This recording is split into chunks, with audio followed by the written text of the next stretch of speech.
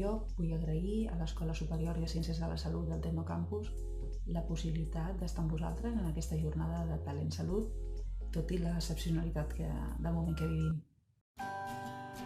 Badalona Serveis Assistencials és una organització de referència en la prestació innovadora de serveis integrals de salut i socials que creix amb la participació de la ciutadania, els professionals i l'entorn. Amb més de 80 anys d'història, oferim l'atenció de salut i social a les persones des dels seus primers dies fins al procés final de la vida. Donem servei a una població de més de 430.000 persones de les comarques del Barcelonès Nord i el Maresme, a través de 16 centres de salut i més de 1.400 professionals. Amb un únic objectiu: oferir models d'atenció centrats en el benestar de les persones, compartint la promoció i la cura de la pròpia salut. La professionalitat, l'excel·lència, la proximitat, la integritat i la coherència, la participació i el compromís són els nostres valors. Els diferents centres disposen dels equipaments i les instal·lacions necessàries per donar la millor atenció als malalts. També fem possible l'hospitalització a domicili, és a dir, donant les mateixes cures que a l'hospital sense que el malalt hagi de sortir de casa. BSA és capdavantera en l'ús de les noves tecnologies, tant en els àmbits de gestió, en els de l'assistència, així com en l'anàlisi intel·ligent de les dades. A Badalona Serveis Assistencials integrem l'ètica en la gestió, demostrem el nostre compromís amb la societat amb transparència i oferim serveis equitatius i complets. Som una entitat amb un llarg recorregut i invertim la nostra experiència en millorar el futur i el benestar de les persones.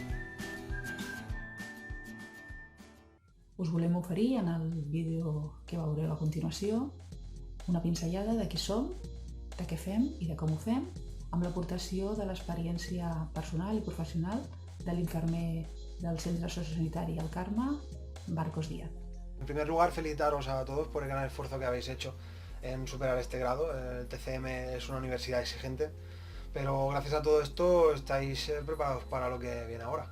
Probablemente sois la promoción más esperada en décadas. Algunos tendréis claro qué hacer, otros no tanto. Para mí uno de los pilares fundamentales de la enfermería es la gratitud y el reconocimiento profesional que recibes de las personas y las familias a las que nos debemos, ¿no? Y de tu entorno profesional, obvio. Entre otras cosas, es algo que me satisface y me llena a diario, y aquí en el socio pues lo recibo con frecuencia.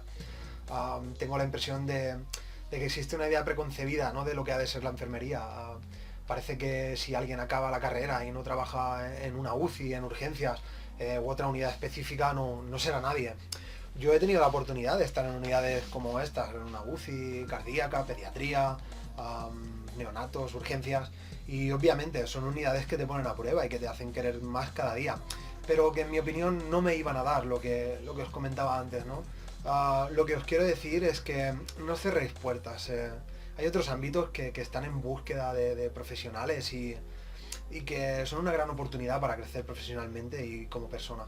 Per donar resposta a la pregunta quines són les competències professionals que més valorem a la nostra organització, ho farem de la mà de l'infermera Cristina Tirado. Vaig estudiar al Tecnocampus i actualment treballo a l'Hospital Municipal de Badalona, on em van poder oferir una continuïtat ja fa un any i mig. Una de les coses que vaig observar quan vaig començar en el món laboral va ser lo important que és assolir i aplicar les competències del que coneixem com a soft skills o currículum tou. Es tracta de les actituds d'una persona. Està clar que una de les competències que té un o hauria de tenir al començar a treballar és iniciativa, però aquesta s'ha de mantenir amb el pas del temps. És la que t'anima a aprendre, desenvolupar-te com a professional. La comunicació és també un punt clau amb el que has de saber transmetre el que vols dir sense donar pas a malentesos, que poden entorpir el teu treball, evidentment. Si hi ha una bona comunicació, tindrem el 50% fet per assolir un altre ítem superimportant, que és el treball en equip. Has de saber que mai estàs sol, ningú ho està. Finalment, si ens centrem en la part més individual, si un s'organitza i es planifica el treball, millorarà també la tolerància a la pressió. Una situació controlada disminueix sempre la pressió del treball. Són competències que sembla que no es tinguin en compte quan un entrega el currículum, però al contrari, un professional de la salut amb aptituds no és complet si no té actituds. Vull finalitzar la nostra presentació felicitant-vos per la vostra graduació imminent i encoratjant-vos a que podeu utilitzar la nostra adreça de contacte per fer-nos arribar els vostres currículums. Moltes gràcies per la vostra atenció i us esperem.